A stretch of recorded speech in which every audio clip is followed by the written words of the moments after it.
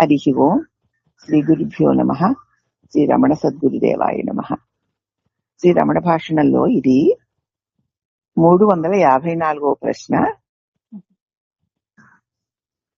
Theosophical సంఘంలోని ఒక American యువతి ఆమె ఇలా అడిగిందిట, దైవం దగ్గరికి సుగమంగా నన్ను చేర్చే ఉపాయం ఏదన్నా ఉందా అని. తేలికగా నేను దైవాన్ దగ్గరికి చేరుకోవడానికి కావలసిన ఉపాయం ఏదన్నా ఉందా భగవాన్ అని అడిగింది ఆవిడ. నేను తేలిగ్గా దేవుడి దగ్గరికి వెళ్ళిపోవాలి, ఆ ఉపాయం ఏదన్నా ఉందా అంది ఆవిడ. ఇప్పుడు మహర్షుల వారిని అన్నారు, ఓహో దైవానికి నువ్వు ఎంత దూరంలో ఉన్నావేమిటి? తేలిగ్గా వెళ్ళిపోవాలంటే మరి ఎంత దూరంలోనో ఆ దూరాన్ని బట్టి కదా ప్రయాణం.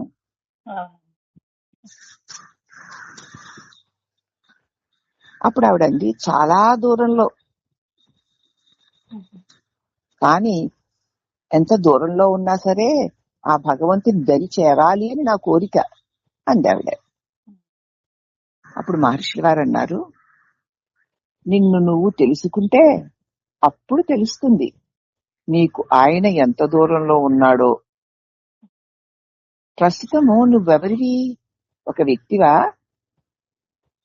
భగవంతుడు చాలా దూరంలో ఉన్నాడు, ఎలా అయినా సరే నేను ఆయన చేరాలనుకుంటున్నానని ఆవిడ అన్నప్పుడు నిన్ను నువ్వు తెలుసుకుంటే అప్పుడు తెలుస్తుంది భగవంతుడు నీకు ఎంత దూరంలో ఉన్నాడో. ప్రస్తుతం నువ్వెవరివి?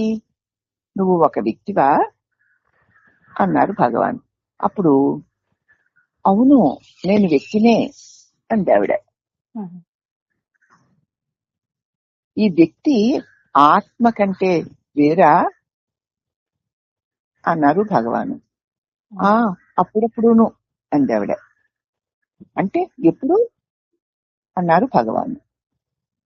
అప్పుడు ఆ పృచ్ఛకురాలు, ఒక్కొక్కప్పుడు నాకు ఆ సత్యం చక్కగా మెరుపులాగా తెలుస్తుంది, ఇతర వేళల్లో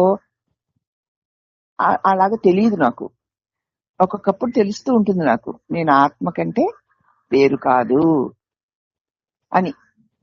ఒక మెరుపులాగా నాకు ఆ సత్యం తెలుస్తుంది, కానీ చాలా సమయాల్లో అది నాకు అసలు తెలియదు, గుర్తుకు కూడా రాదు అని చెప్పింది. అప్పుడు మహర్షి అన్నారు, ఆ మెరుపుని తెలుసుకుంటున్న వారెవరు? నేనే స్వామి, అంటే నా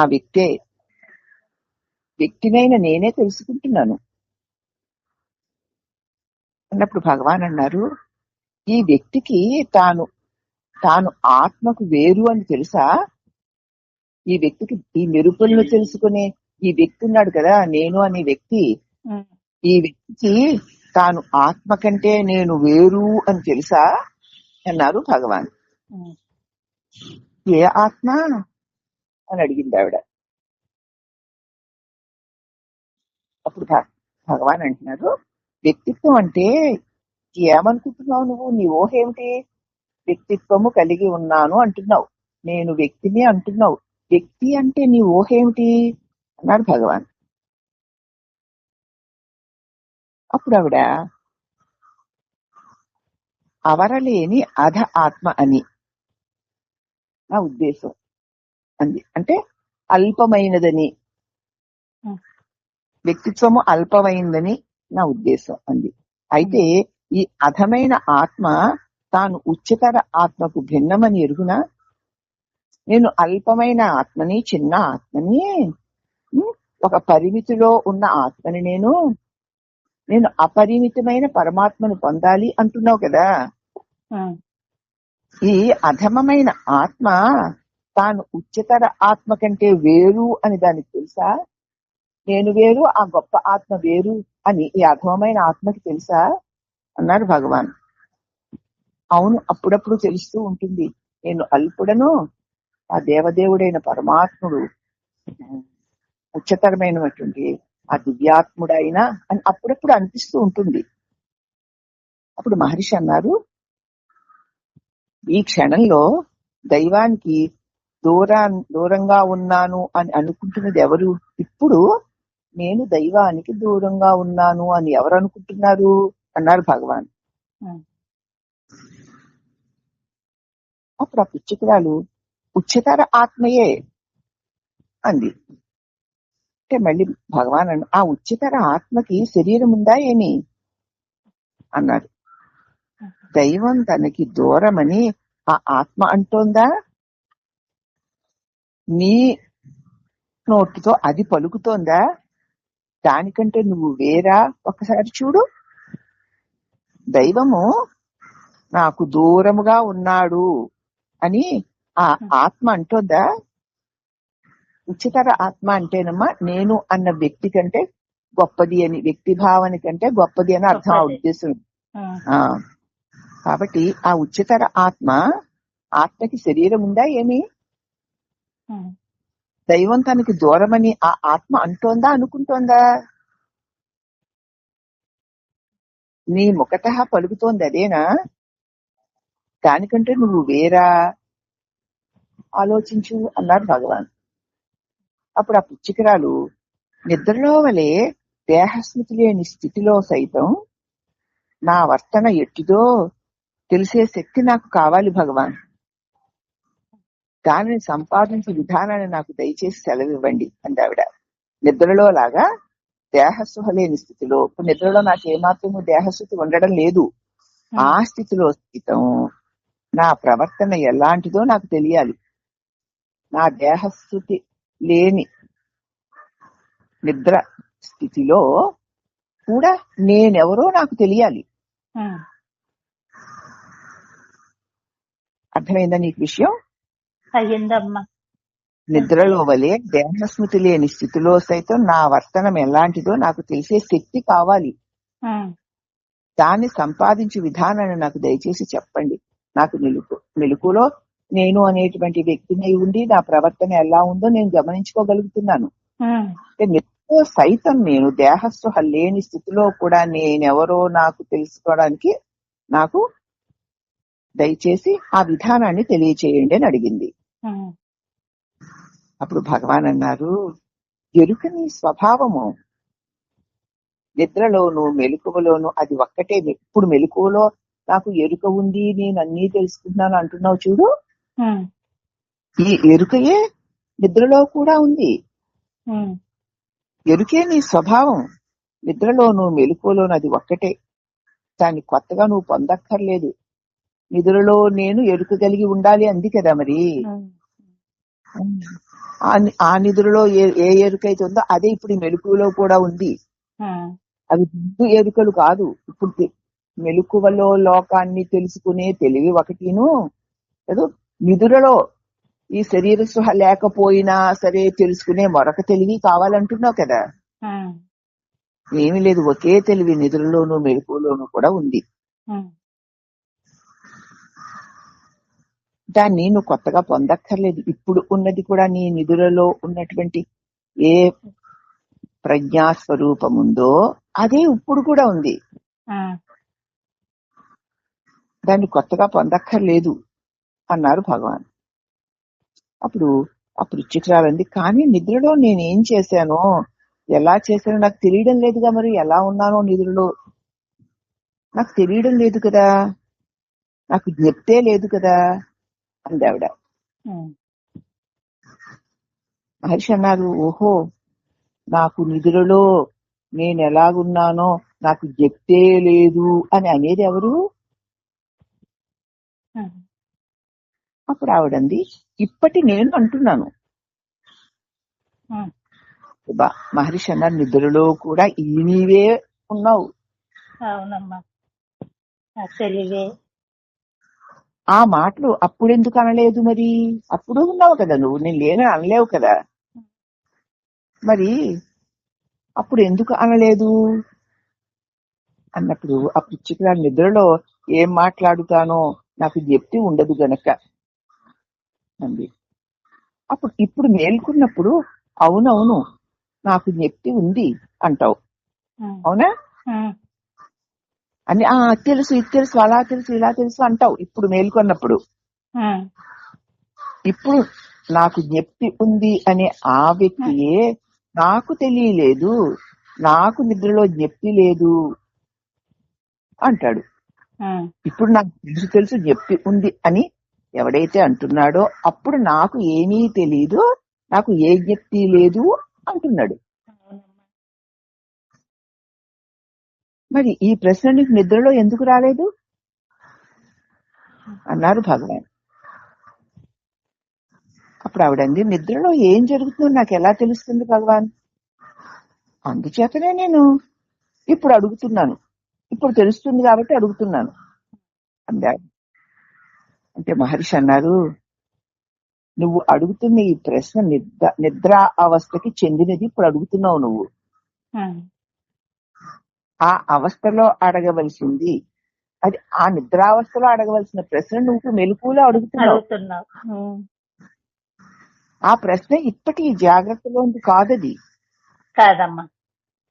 ఈ ప్రశ్నకి ఇప్పుడు స్పష్టమైన కారణం కనిపించదు. ఇప్పుడు దానికి ఒకవేళ చెప్పినా కూడా ఇది మెలకువలో ఉండి అడుగుతున్నావు గనక ఇది మెలకువకి సంబంధించిన ప్రశ్న కాదు. మెలకువకి సంబంధించిన ప్రశ్నలు మానేసి ఇప్పుడు లేని నిద్రకి సంబంధించిన ప్రశ్నని ఇప్పుడు అడుగుతున్నావు. అందుచేత ఈ ప్రశ్నకి ఇప్పుడు స్పష్టమైన కారణం తెలియబడదు. ఎలా మెలకులోనిగా తెలియబడే వాటన్నిటితోటి కూడి ఉండి దాన్ని తెలుసుకోవాలంటే కుదరదు. అవునమ్మా. నిజం ఏమిటంటే బాగా అర్థం చేసుకో, నిద్రలో నీకు ఇలాంటి నియమాలు లేవు కాబట్టి ఏ ప్రశ్నలు రావు. ఇప్పుడు మెలకు వచ్చేసరికి నీకెన్నెన్నో హద్దులున్నాయి, నీకెన్నెన్నో నియమాలున్నాయి. నిన్ను నీ దేహమని ఇప్పుడు అనుకుంటున్నావు, హద్దులతో కూడిన దేహాన్ని నేనని ఇప్పుడు అనుకుంటున్నావు. అందుచేత ప్రశ్నలన్నీ వస్తున్నాయి. అప్పుడు ఇవేవి అనుకోవట్లేదు కాబట్టి ప్రశ్నలు లేవు కాబట్టి అప్పుడు ఇవేవి లేకుండా ఉన్నావు. ఇప్పుడు ఇవన్నీ హద్దులతో కూడి ఉన్నావు కాబట్టి ఇవే ఈ దేహం నేను అనుకుంటున్నావు కాబట్టి ఈ ప్రశ్నలు అడుగుతున్నావు. మెలకువలో కొన్ని హద్దులతో కొన్ని పరిమితులతో ఉండి ఈ పరిమితులు హద్దులు కలిగిన నువ్వు నిద్రలో ఏ పరిమితులు హద్దులు లేని దాని గురించి అడుగుతున్నావు. ఇంతకీ అప్పుడు ఏ హద్దులు లేకుండా అపరిమితుడవై ఉన్నావు, ఇప్పుడు హద్దులతో కూడి ఉండి దాని గురించి అడుగుతున్నావు. హద్దులతో కూడి ఉండి అడిగితే హద్దుల్లోనే తెలుసుకోగలుగుతావు. అంతే.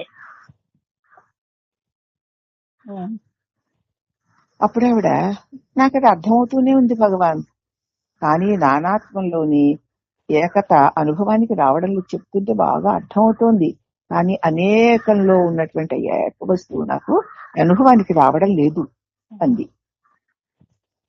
అప్పుడు భగవాను, నువ్వు నానాత్మంలో ఉన్నావు గనక ఏకత్వాన్ని ఎరుగును అంటున్నావు అంతే. అనేకములైనవన్నీ నీకంటే అన్యముగా ఉన్నాయని, నేను ఒక దేహమునని, నేను పరిమితున్ననేటువంటి భావనతో ఉన్నావు గనక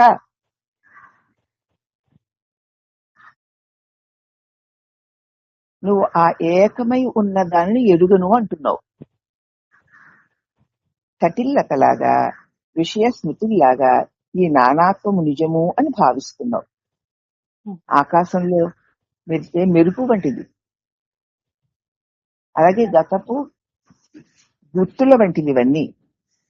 ఈ నానాత్వం అంతా కూడా గతపు గుర్తుల్లాగా ఏదో ఆకాశంలో కాసేపు కనిపించిపోయే వాటి లాంటివే, కానీ అవే నిజంటున్నావు నువ్వు.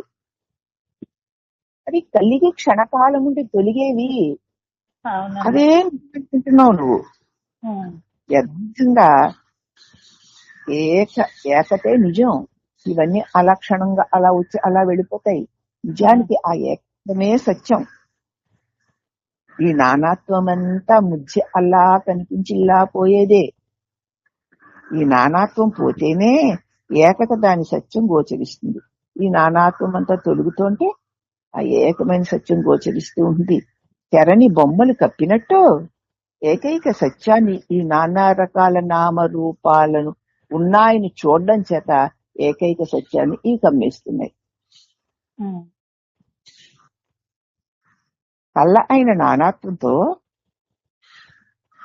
తానున్నాను అనడానికి ఏ మెరుపులు అక్కర్లేదు. అబద్ధంగా కళ్ళ తొలగించేటువంటి ఈ అనేకత్వంతో కూడినటువంటి వీటిలన్నిటితో కూడి నేనున్నాను అని నువ్వు అనుకోవడానికి ఏ మెరుపులు ఏ తెలివిలు అక్కర్లేకుండా అనుకుంటున్నావుగా. ఇవన్నీ వేరు వేరుగా ఉన్నాయి, వాళ్ళు వేరు వీళ్ళు వేరు, అనంతమైన ప్రపంచం ఉంది, దానిలో అనేకత్వం ఉంది కదా, కొన్ని కలిగేవి కొన్ని నావి కావు, ఇలా అనుకోవడం నీకు ఏ తెలివిలు ఏ మెరుపులు అక్కర్లేదు. అంతేకాదు ఈ నానాత్వమే సత్యాన్ని అడ్డుకుంటోంది కూడా. ఇది ఏమిటి ఈ నానాత్వం ఎవరికి గోచరిస్తోంది అని ఒక్కసారి ప్రశ్నించక ఇదే సత్యం అన్నట్లుగా నీకు భ్రాంతి కలుగుతోంది.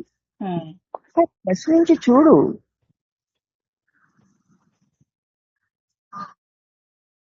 ఇలా భగవాన్ చెప్పేసింది. మళ్ళీ చుట్టూ ఉన్నటువంటి కొంతమంది ఈ సంవాదంలో పాల్గొంటూ వాళ్ళు అంటున్నారు, వాళ్ళకి భగవాన్ చెప్తున్నారు, అభ్యాస లక్ష్యము అజ్ఞాన నివారణమే గాని ఆత్మజ్ఞాన సంగ్రహణము కాదు. ఒక సాధకుడు సాధన చేస్తున్నాడంటే ఎందుకంటే అజ్ఞానాన్ని పోగొట్టుకోవడానికే తప్ప ఆత్మజ్ఞానాన్ని కొత్తగా పొందడానికి కాదు. ఆత్మజ్ఞానాన్ని కొత్తగా పొందక్కర్లేదు. ఆత్మజ్ఞాన ప్రకాశంలోనే అన్య విషయాలు సత్యం అనిపిస్తున్న భ్రాంతిపూర్వకమైన అజ్ఞానాన్ని తొలగించుకుంటే చాలు.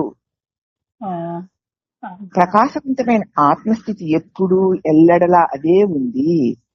అది కొత్తగా పొందేదే అయితే అది ఒక్కొక్కప్పుడు ఉండడాలు, మరొకప్పుడు లేకపోవడాలు ఉంటున్నాయి కదా. కాసేపు ఉండి కాసేపు పోయేదాన్ని పొందవలసిన అవసరం ఏముంది? పొందితే మాత్రం అది నిలబడుతుందా? ఆ దశలో అది అశాశ్వతం. దానికి పాకులాడడం ఎందుకు? శాశ్వతంగా ఉండేదైతే అడగచ్చు. నిన్న ఏదో గొప్ప సుఖం పొందావమ్మా, బాగుందప్పుడు, కానీ ఇప్పుడు పోయిందని ఏడుస్తున్నావు. మళ్ళీ అలాంటిది కావాలి అని ప్రయత్నం చేస్తున్నావు. మొన్న లేనిదేమో నిన్నొచ్చింది, వచ్చి కాసేపు ఆనందాన్ని కలిగించింది, ఈ వేళ పోయింది కాబట్టి దుఃఖపడి మరి అలాంటిది కావాలి అని ప్రయత్నం చేస్తున్నావు. వచ్చి కాసేపు ఉండి పోయేది దీనివల్ల ఎన్నిసార్లు ప్రయత్నం చేసి సంపాదించుకున్నా కాసేపు ఉండి పోతుంది, ఎందుకే కష్టపడ్డాం అన్న జ్ఞానం కలగడం లేదా మీకు?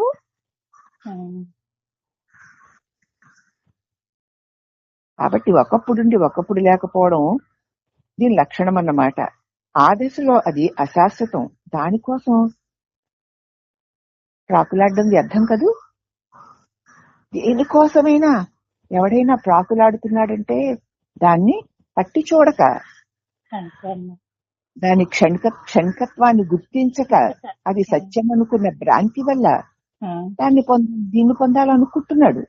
కానీ ఏది కలిగినా సుఖాన్నో దుఃఖాన్నో ఇచ్చినా అది తొలగిపోవడం మనం స్పష్టంగా తెలుసుకుంటూనే ఉన్నాం. అయినా సరే వచ్చిందని పొంగిపోయి ఆనందించడము, పోయేసరికి పోయిందని దుఃఖించడము, మళ్లీ రావాలని ప్రయత్నించడం, ఇంతకంటే అజ్ఞానం ఏముంది? అది వచ్చింది కాసేపు ఉండిపోతుందే గాని అది సత్యము శాశ్వతము కాదు అని గుర్తించి దానికోసం పాకులాడడం వ్యర్థమని తెలుసుకోవద్దు. కానీ ఆత్మస్థితిలో శాశ్వతము కదా, అది కలిగి తొలగడాన్ని తెలుసుకుంటూ కలగక తొలగక ఉన్నది కదా నీ స్వరూపము. అవునమ్మా, అదే శాశ్వతము, అదే సత్యము, అది సర్వత్రా సర్వదా ఉంది.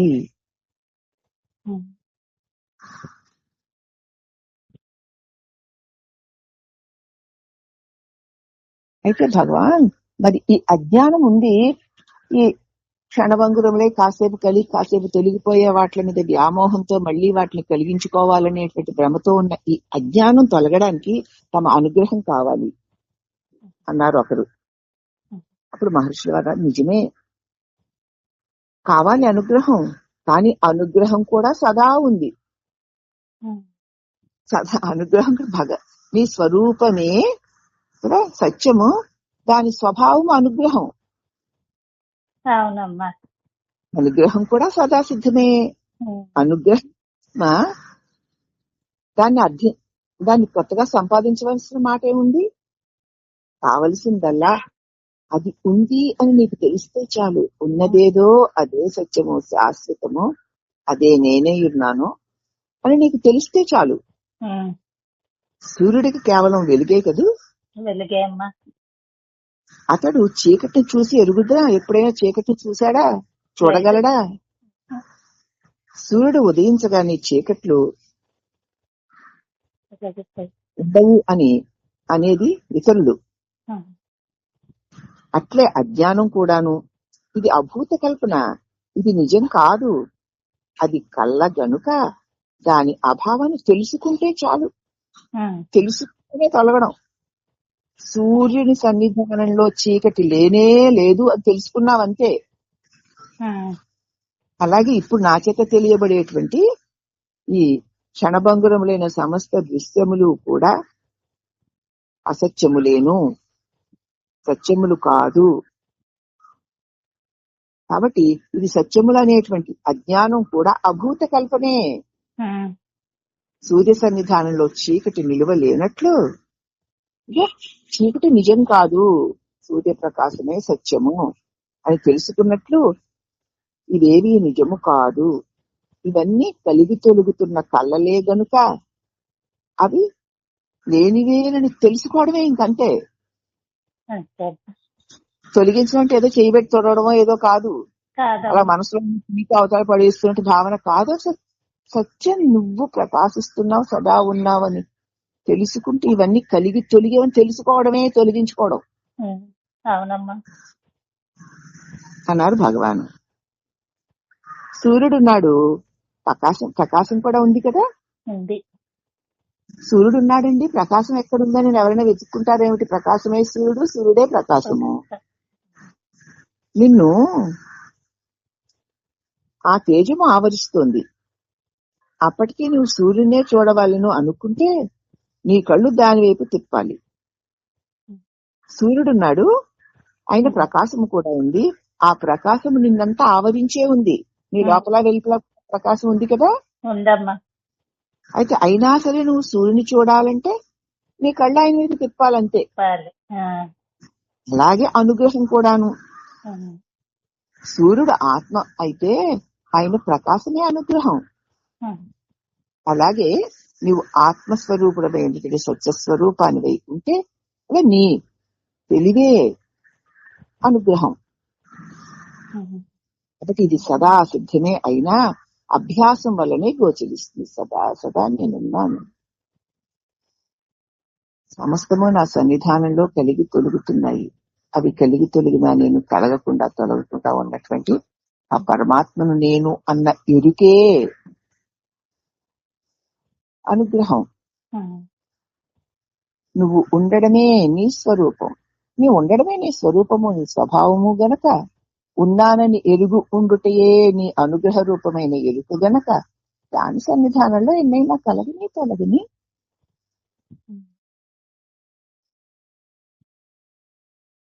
దీనికి ఈ అభ్యాసం కావాలి దీనికి అన్నాడు భగవాన్. అప్పుడు ఆ పృచ్ఛకుడు అంటున్నాడు, మరీ స్వార్పణం చేసుకునే కోరికతో పాటు అనుగ్రహం కూడా అధికాధికంగా లభిస్తుంది అని ఆశించచ్చా? మరి మాటి మాటికి ఈశ్వరా నువ్వే నేను కాదు, నాది కాదు ఈశ్వరా అని మాటి మాటికి స్వార్పణం చేసుకుంటూ ఉంటే అప్పుడు కోరిక కూడా అనుగ్రహం కూడా ఎక్కువ లభిస్తుంది అని నేను ఆశించవచ్చునా? నేను ఎంత అర్పించుకుంటూ ఉంటే అంత అనుగ్రహం నా మీద కురుస్తుంది అని నేను ఆశించవచ్చునా అన్నాడు అతను.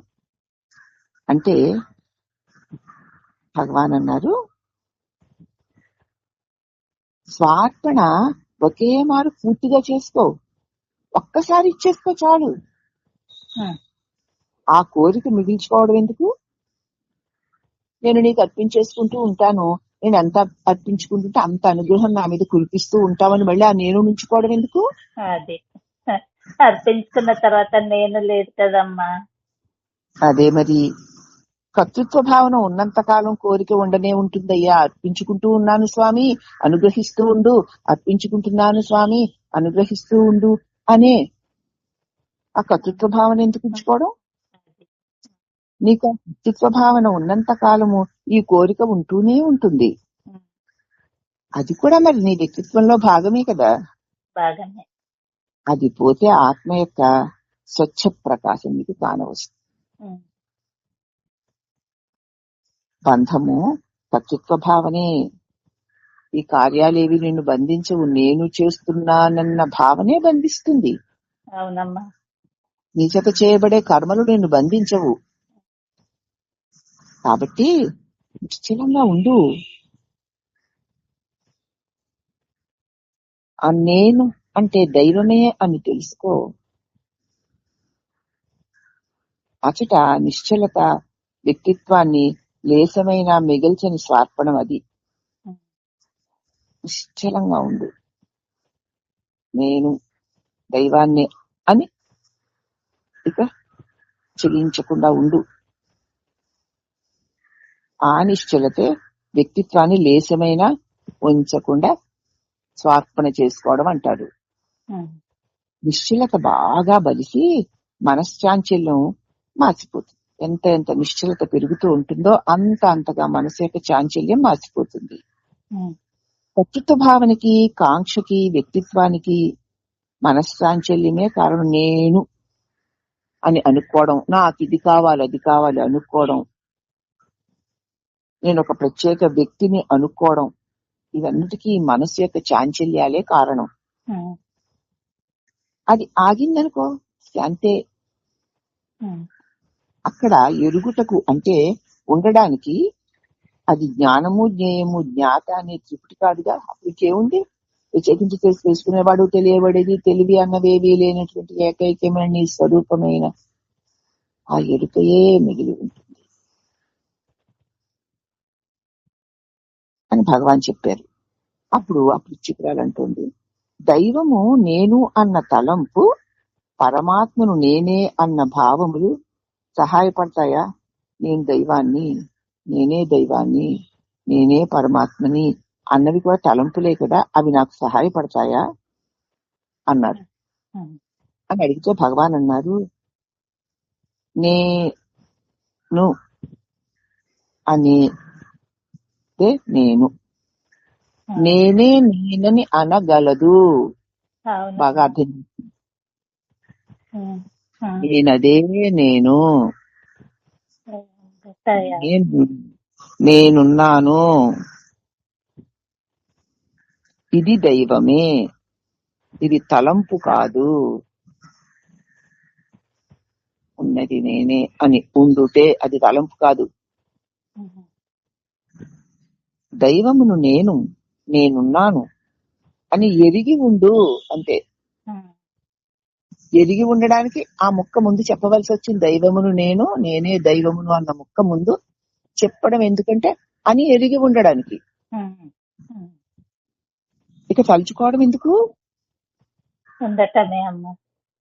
అది నిప్పు అని తెలిసిందంటే దాని జోలికి ఇంకా వెళ్ళవు కదా. అలాగే నేను దైవమును, నేనున్నాను అని ఉండు. ఇంకా తలుచుకోవడం ఎందుకు? దైవమునని గుర్తు పెట్టుకో చాలు, ఇక ఆలోచనతో పని లేదు అన్నారు భగవాన్. ఇంకా భగవాన్ తన భాషని ఇలాగ సాగించారు.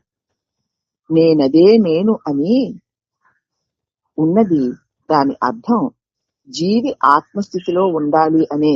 నేనదే నేను అంటే ఇప్పటి ఈ సాధకుడు తానాత్మై ఉండాలి అని దాని అర్థం. అనాలని కాదమ్మా, అర్థం. ఉన్నప్పటికీ అనేవాడు ఉండడు. అతడెప్పుడు అహమే, అతడెప్పుడు నేనే తప్ప మరొకటి కాదు. అలాగా ఈ ఉండి కూడా నేనెవరిని అని మళ్ళీ అడుగుతున్నాడు. విభ్రాంతుడు తప్ప సుష్టుగా తను ఎరిగిన వాడెవడు నేనెవరిని అని అనడుగా. భ్రాంతిలో ఉన్నాడు తప్ప తాగి మత్తెక్కిన వాడు నేనెవరిని అడుగుతాడు, అవునా? కానీ చక్కగా తను ఎదిగిన వాడు నేనెవరినని ఎవరిని అడగడు కదా. అడగదు. కాబట్టి అనాత్మను ఆత్మబుద్ధి చేయడమే నేనెవరు అన్న ప్రశ్నకి కారణం. ఏది నువ్వు కాదో దానిని నేను ఆత్మని అన్న అనుభవం కలిగించడం కోసమే నేనెవరిని అన్న ప్రశ్న అని మళ్ళీ భగవాన్ కొంతసేపు ఆగి మళ్ళా అన్నారు, తిరువణ్ణామలై చేరడానికి మార్గాలు చాలా ఉన్నాయి. ఎటు నుంచి వచ్చి చేరినా తిరువణ్ణామలై ఒక్కటే కదా. ఏ విషయాన్నైనా దారి వ్యక్తి భేదాన్ని బట్టి వేరవుతుంది. వాళ్ళు వచ్చేటువంటి దారి ఆ వ్యక్తిని బట్టి వేరవుతుంది, అంతే తప్ప చేరేది అక్కడికే. అలాగే ఆత్మ మాత్రము ఒక్కటే. మరి తిరువణ్ణామలైలో ఉండి అక్కడికి దారి ఏది అని అడిగేవారిని ఏమనాలి చెప్పండి?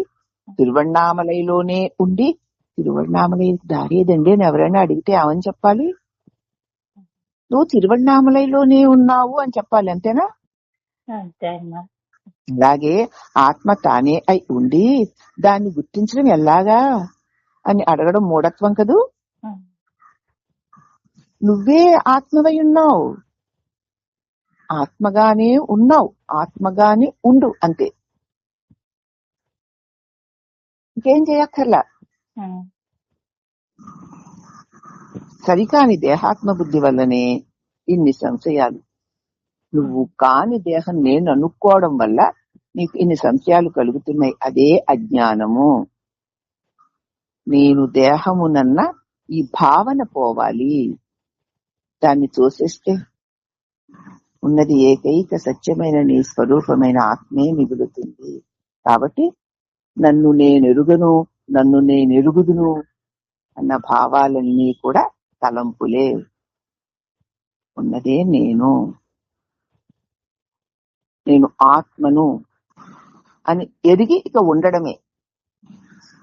కాకరికి మిగిలేది ఆత్మే అని చెప్పి ఆత్మస్వరూపాన్ని గురించి అత్యంత స్పష్టంగా విపులీకరించి దానికి ఏ శ్రమ లేకుండా అవలీలగా నేనున్నాను అన్న నీ స్వానుభవంలో నువ్వు ఊరికే అలా నిలిచి ఉండు, అంతే అన్నటువంటి సూచనని చేసి మనకి స్వస్థితిని చేర్చినటువంటి శ్రీరమణ గురుదేవులకు అనేక వందనములు. హరి ఓం నమః.